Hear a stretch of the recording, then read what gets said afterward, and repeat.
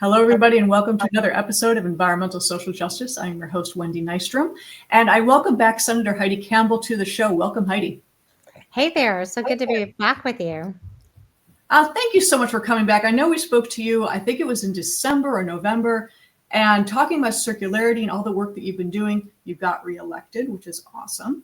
So what are you up to now? Because I know you have a lot going on. Well, it's a really good time to be checking in, and thank you so much for the opportunity because we are headed into session here in Tennessee, and we are really revved up. My team, which is an all volunteer team, they're amazing. They have been working their tails off to get this bill ready to go. So we have filed the bill, and we have got a few Republicans on board, which is very important. In Tennessee, we've got about 4 corporations that are Tennessee-based corporations who have signed letters of support and actually have invested in creating an ad program for it. So we're in the process of filming an ad right now that we're going to be able to share with the legislators and also the public to let them know it can be kind of complicated to explain what EPA I don't think people, just to refresh their memory, what's the bill about? I know it's circularity, but what specifically are we talking about? Yeah, it's so all of these major corporations that operate in other countries have for years been subjected to regulatory processes that they don't have to abide by here in this country regarding reduction of packaging and controlling their waste stream.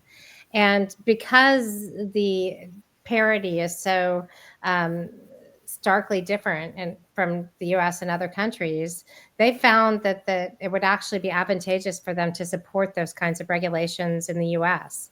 And so 5 states have passed a bill that basically corporations are promoting the idea that they would like to create an organization which is called a producer responsibility organization so that they can charge themselves for their packaging and give that money to the states in which these laws have been passed for recycling infrastructure and education.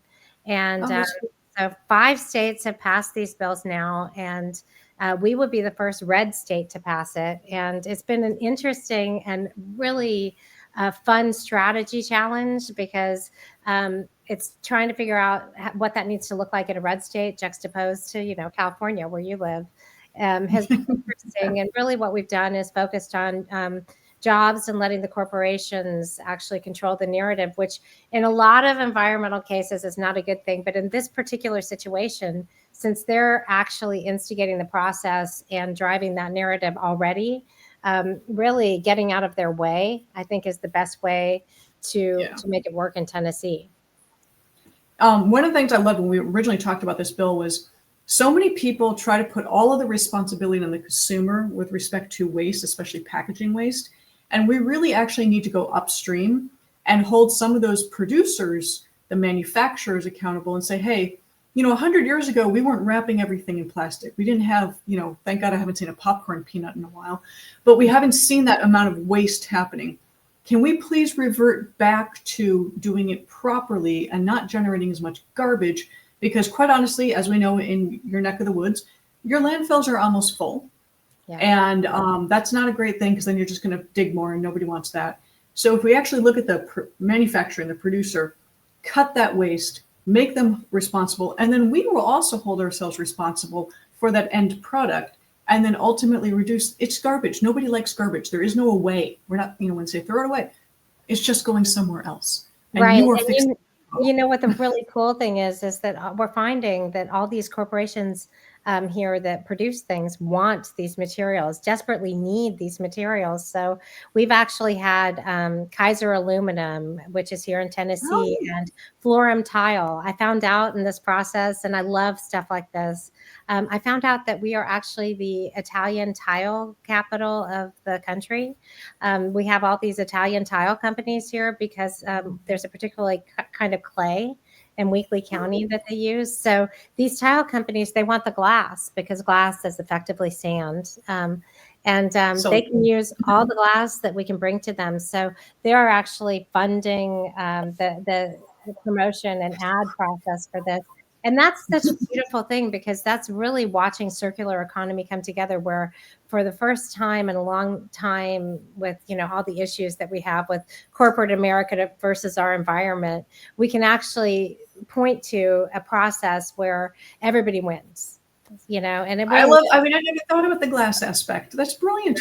yeah, it's A cool. completely repurposed idea. So, you know, man, had I known when I was visiting, you were like the Italian tile capital, I would have just bought some boxes and brought them home, because I know, that's a and I real, didn't know either. So I grew up here. I was born here. I lived here my whole life. So yeah. I know, and I'm a sucker for tile. I love tile, but different Well, story. next time But you're going, here, let me take you out to one of these tile factories. Yeah. because I mean, I grew up outside of Detroit, Michigan, where they have Pewabic pottery, where they have the Pewabic tiles, kind of famous for where they are.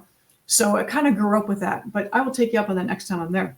Cool. But going back to circularity and the waste products, so we've got that great repurposing idea for the glass and the tiles. What other things can people do that they may not know about or even think about? Yeah, and that's it's such a good question, because I think that unlike in California or Oregon, or certainly in European countries and other places where people have a much greater awareness of recycling, and just, you know, psychologically more of a disposition to really think about their waste and where it's going. I think for a long time, you know, we're 48th in the country. The culture in our state has been, and it's nobody's fault, but it's been that people don't really think there's a cost to their waste. And now we're at the point, as you mentioned, where our landfills are at capacity. And so it's an emergency, and we have to do something about it. And so this is a real opportunity for us to start learning about that and figuring out what are some of the things that can be recycled and what can be done with them that we didn't even know. One example is yogurt cups, which are just going into landfills right now in this state. They're right just south of the border in Alabama, an hour and a half from where I am now. There's a recycling plant that turns those into bare paint cans. And they can take all of those plastic yogurt cups that we can bring them, and, you know, the cottage cheese and that type of plastic, and turn them into bare paint cans, and they can be reused over and over again as bare paint cans. So that's just one example of what can be done with those plastics. We've got an aluminum company here that is importing right now the ingredients that they need to make their aluminum from New Zealand. And so think about the carbon footprint there. If they can use our cans to offset that, think about all of the environmental good that we're doing, not just in recycling those products, but by offsetting the carbon footprint that they're creating when they import all of that stuff. So, and moreover, this will generate about 7,650 jobs per year is what we estimate, and will also bring in roughly $300 million a year in recycling infrastructure support. That's huge for a regressive state like Tennessee. And you know, I didn't even think that you could use those yogurt cans to like paint, like the paint that you stir and you paint your walls. People don't think about these alternate uses for that. Yeah. And there's so many out there. I interviewed someone, Iorte is the name of his company, and he will take old bed sheets from hotels, obviously sterilizes them naturally with like baking soda and lemon juice and vinegar rather than bleaches. But he will have them recut into a chef's uniform that the hotel will have made, like their embroidery will be on for their logo. And so they're taking something that could no longer be used as a bed sheet because maybe there was a stain on it or something and they can't use it. And he'll have it turned into a chef's outfit. And he's really good. They're beautiful designs. And I'm like, nobody thought of that before? And this is money. Cool. Yeah, I love that. And it's money. So you're taking something that you would have just thrown away, and now you can turn it into something that you can sell. Yeah. Yeah. There's a company called Trashy that if your old clothes, because a lot of times people take them to Goodwill and they actually end up, at least here, maybe not there, but here. It's like 80% goes thrown out. Yeah, Yeah. really, they end up in the landfill. So, but Trashy will, they have a program for you to send your clothes in, and they turn them into carpets and all kinds of things. So, That's there are great. all kinds of, and plastic, by the way, is also used in carpeting. Oh yes, well aware of that. Yeah, Synthetic, it's like synthetic fiber. You're getting a plastic carpet. It's okay. At least it's being, yeah, being made from something else and not thrown out. I yeah. mean, the uses are endless. And just so people know, what's the exact name of the bill? Because not everybody remembers the numbers. Yeah, it's the Tennessee Waste Reduction and Recycling Act, but we have changed that. We're keeping that TWRRA acronym, but we're calling it the Waste to Jobs Act, which that Oh, strategy wise is also part of, how we need to message this to get it over the finish line. Environmental stuff does not fly well in this state. So you really have to focus on the revenue, the jobs, the business generation, and the emergency of the landfill, because everybody's feeling that. So, you brought up a very important fact, actually. Most people, when they think environmental, like nice to have, sure, okay. But when you start bringing in that you're going to make money, save money, or make jobs, save jobs, that's a driving factor, especially when you're talking about economics. right. And that is what people will focus on. It's like, I can make money at this. I can Yeah. save money at this. That is really a driving factor. So it's really important that people understand it's not just something that's going to generate waste or save waste or do something. You're making jobs and money. Right. Exactly. Yeah, that's what And people then really also geographically, we're located in such a good place. We're right in the middle of the Southeast and all the states around us. We actually connect to more states than any other state in the country. And all the states around us are also not great on recycling. So we really have this opportunity to be a first mover in that space. That's awesome. And that's a cool thing too. And I love that. I mean, as you said, you're kind of centralized. So this could actually radiate in knowledge around, and people could catch us like, well, this is pretty easy to do. And it's making us money, employing people. We're going to have a pretty shaky job market coming up. So I think it's actually a really good idea. How can what is the best way for people to connect with you and your team? Let's say they wanted to volunteer or get involved or at least spread the word. What's the best way to do that? Yeah, there's a website that's tnwastetojobs.com. So tnwastetojobs.com with the word two. And people can just go to that website and get in touch with us and learn more about the bill. And also, I would love to talk with anybody who wants to talk about how we can get the bill going in their state. We want to share the love. We had so many people when we started working on this over a year ago, and we've flown to Canada and Oregon and Maine and Colorado and all kinds of places. And so many people have been so generous in terms of sharing their knowledge with us. And every state has to do this differently. You just have to, because every state's different. And so we're happy to work with anybody if we can be helpful.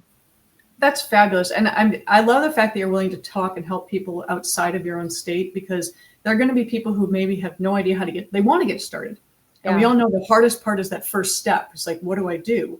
And then you kind of fall into it. That first step's the hardest. And if you're going to give them the guidebook or at least a roadmap on how to get it done, I think we're going to have huge success across the country. I mean, certain states, like California's pretty good. But other states, not so much. Right. I mean, I have a girlfriend in Florida, and she's like, "Yeah, it's pretty bad here." Yeah, Florida would be a good example of a state that we'd love to be helpful. You remember Malcolm Gladwell's book, The Tipping Point? Yeah. It's with these kinds of bills on the state level that you want inevitably, of course, to be national policy. It's really about getting enough states on board till you get to a tipping point where it's obvious and apparent that the whole entire country needs to adopt it.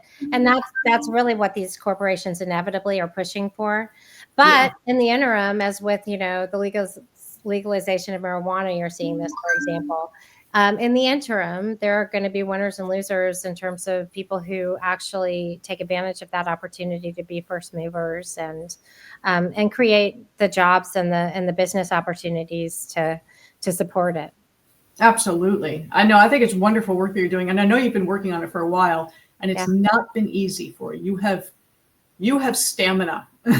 Thanks. Yeah, no, but you know what? It's always fun because I love the strategizing, and I know you're that way too. I get a love little to, detail orientated to like right? a win, but How do we get past this, hurdle? So anyway, but like, send us good mojo because we need it. We need good mojo. Oh, absolutely. And I'm starting to think of some people in other states that could probably definitely benefit from learning what you guys are doing and implement it in their states. Because I mean, through this, I've met people all over. It's been bananas.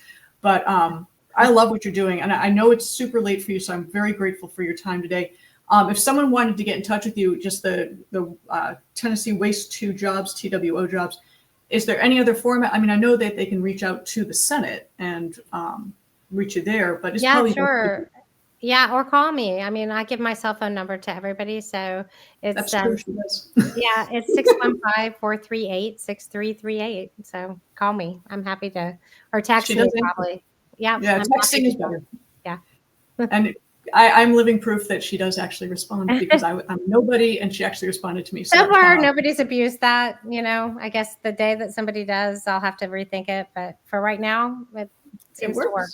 Yeah. So yeah, Heidi, thank you. I love what you're doing. I love this initiative that you're doing and reducing our waste and actually holding the manufacturers accountable for their part in it as well, because this is a two-way street.